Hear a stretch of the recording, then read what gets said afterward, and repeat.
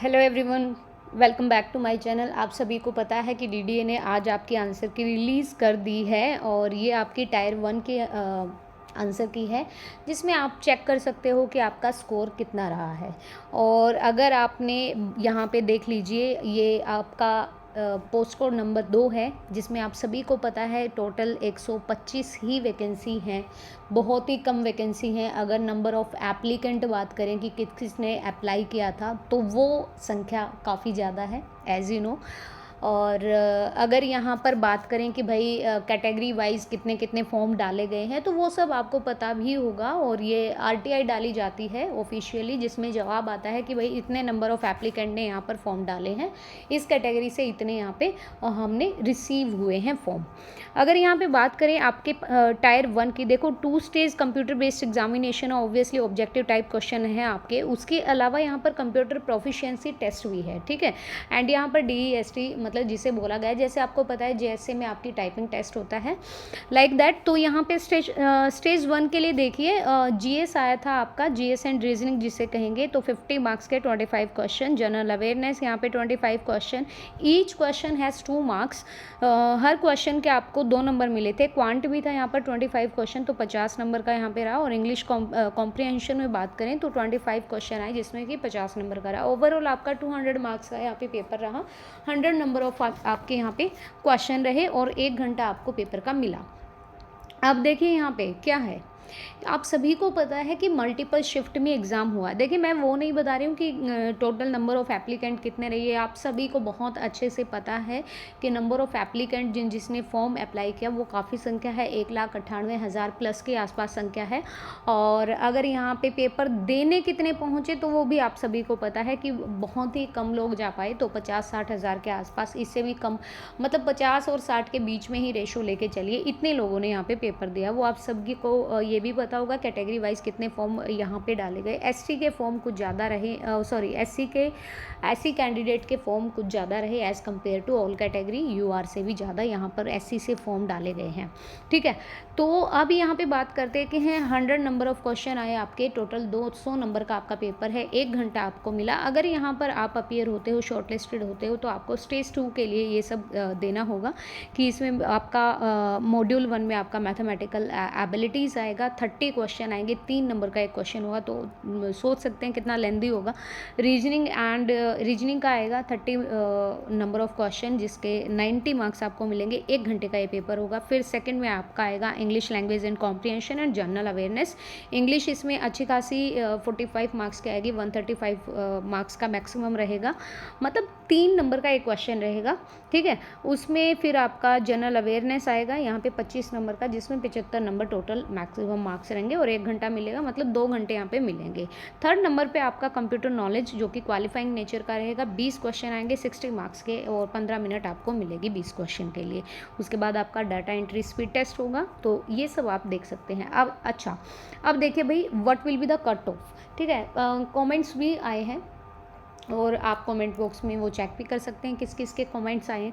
तो देखो, इस बार CGL ने बहुत ज़्यादा कट ऑफ गई। अगर आपने रिज़ल्ट देखा हो, मैंने वीडियो डाली भी हुई है और मैंने भी देखा था कि भाई अलग अलग कैटेगरी से हम बात करें, AAO की बात करें, अगर हम ASO की बात करें, JSO की बात करें, तो अलग अलग फील्ड में यहाँ पर अलग अलग तरह की कट ऑफ रही।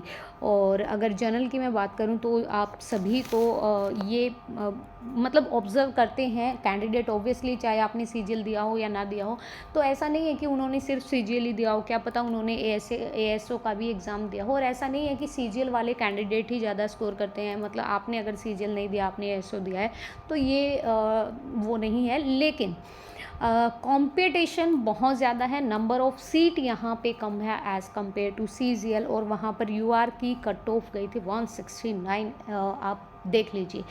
आपके यहाँ पर पेपर की बात करें तो मल्टीपल शिफ्ट में जब पेपर होता है, तो एक जो फैक्टर है नॉर्मलाइजेशन, ये बहुत बड़ा रोल प्ले करता है। और यहाँ से कैंडिडेट का सिलेक्शन कई बार नहीं भी होता है और कई बार हो भी जाता है। ये फ़ायदा होता है उन लोगों को जिनकी शिफ्ट हार्ड आती है।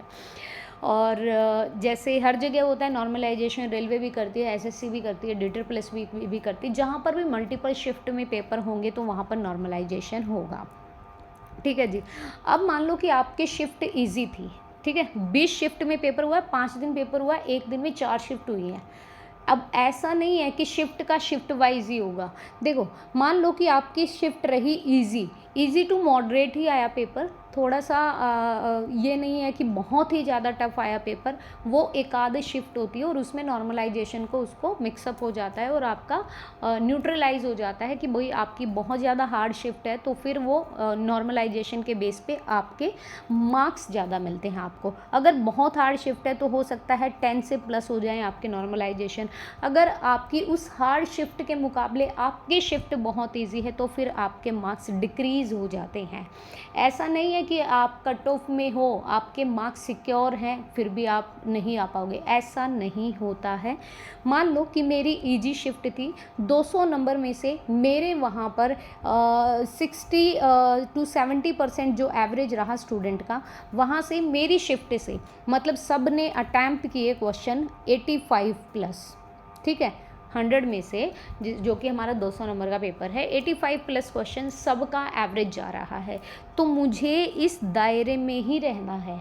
मतलब अगर मेरा यहाँ पर स्कोर ही इतना हो रहा है भाई 75 76, तो obviously I will be out, ठीक है। तो यहाँ पे क्या होता है कि अगर मान लो मैं 100 को लेके चल रही हूँ, आपका 200 का है यहाँ पे ओवरऑल, मतलब एक क्वेश्चन के 2 मार्क्स हैं आपके।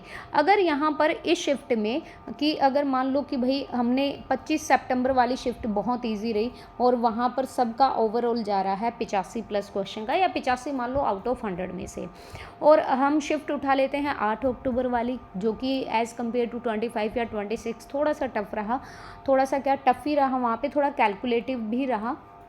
तो अगर 8 अक्टूबर के शिफ्ट में टफ रहा पेपर और यहाँ से एवरेज मतलब जब 70% या 65% जो कैंडिडेट हैं वो स्कोर कर पा रहे हैं उतना, और यहाँ पे स्कोर हो रहा है भैया, यहाँ पे हो रहा है 75 76, इतना ही स्कोर कर पा रहे हैं, तो क्या होता है कि इनके मार्क्स डिक्रीज़ हो जाते हैं इजी शिफ्ट वालों के, और इनके मार्क्स क्या होते हैं, बढ़ जाते हैं। इनको एक लेवल पर ले आया जाता है, स्केल मतलब एक ही स्केल पर रहते हैं सब। ऐसा नहीं है कि अगर आपकी शिफ्ट हार्ड है तो भाई कट ऑफ बहुत ऊपर गई और आपका तो नंबर नहीं आया क्योंकि मेरी तो शिफ्ट हार्ड थी, लेकिन नॉर्मलाइजेशन से आपका हो जाता है, ठीक है। तो इस चीज़ को रहने दीजिएगा। आप एक्यूरेसी पे डिपेंड करता है कि आपकी शिफ्ट में एवरेज स्टूडेंट ने कितना स्कोर किया और आपके कितने मार्क्स रहे। चलिए अब बात कर लेते हैं यूआर की कि what will be the expected cut off tyre 1, ठीक है, शॉर्टलिस्टेड हो गया, आप टायर 2 दोगे। तो अगर यूआर में बात करें तो देखो आपका 100 क्वेश्चन थे और टोटल नंबर मैक्सिमम मार्क्स कहें तो 200, जिसमें आप सभी को पता भी होगा भाई काफ़ी अच्छा स्कोर रहा है। मैथ्स में अगर बात करें तो 25 में से लोग 22-23 क्वेश्चन बहुत अच्छे से वो श्योर हैं कि हाँ हमारे ठीक हैं, ठीक है। इंग्लिश में हो सकता है कॉम्प्रीहेंशन पैसेज है थोड़ा सा, जो क्लोज टेस्ट होता है वो थोड़ा सा क्या होता है, लेंदी होता है, वो नहीं हो पाए होंगे। तो इंग्लिश में एज़ कम्पेयर टू मैथ्स हो गया या रीजनिंग हो गया, रीजनिंग में ऑब्वियसली हर कोई कर लेता है स्कोर। जब आप ऐसे एग्ज़ाम की तैयारी कर रहे हो और ऐसे लेवल में बैठ रहे हो तो ऑब्वियसली आपकी तैयारी भी बहुत अच्छी होगी। और जीके जीएस में देखो, इसमें ये डिपेंड करता है आपकी जीके आपकी शिफ्ट में किस तरह की पूछी गई है। जीके और जीएस बहुत वास्ट लेवल है और ये आपके लक पे डिपेंड करता है कि आपने वो पढ़ा और वही पेपर में आ गया, ठीक है, या फिर करंट में ज़्यादा ही रहता है ये चीज़, करंट से रिलेट करके जीके जीएस पूछ ली जाए। तो ये it's totally depend on your shift कि भाई जीके जीएस कितना रहा। फिर भी अगर एवरेज अगर हम मान के चले तो 18-19 तो 25 में से यहाँ पे लोग लिए जा रहे हैं। अगर यूआर की मैं बात करूँ तो देखो, अगर मैं गलत हूँ तो प्लीज़ करेक्ट मी एंड ज़्यादा से ज़्यादा कमेंट भी कीजिएगा। This will be the expected, ठीक है, नॉट डैम श्योर कि भाई इतना ही जाएगा, लेकिन एक्सपेक्टेड है आपके ही अकॉर्डिंग, मतलब जैसे आपका स्कोर है उसके अकॉर्डिंग। और सीजीएल का तो आपने देखा होगा हाल।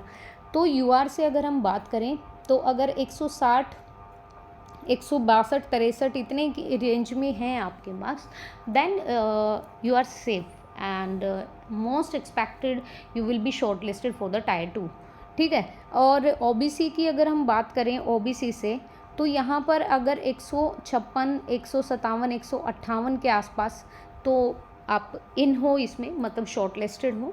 EWS की बात करें तो देखो नियर बाय, मतलब ऐसा ही होता है कि 2 या 3 नंबर, 2-3 नंबर या एक तो नंबर कम या ज़्यादा, बस इतना ही रहता है।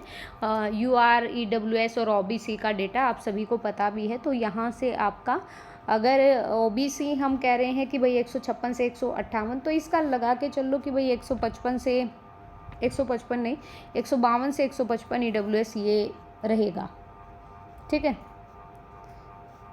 ये रहेगा। एक एक नंबर भी बहुत मायने रखता है, पॉइंट भी ना, और नेगेटिव मार्किंग भी है आपका 0.33% की।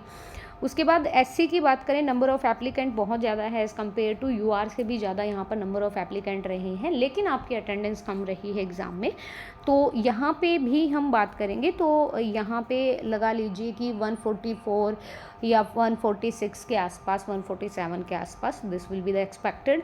एंड ST की यहाँ बात करें तो ये भी 140 या 142 प्लस में जाएगी, ठीक है।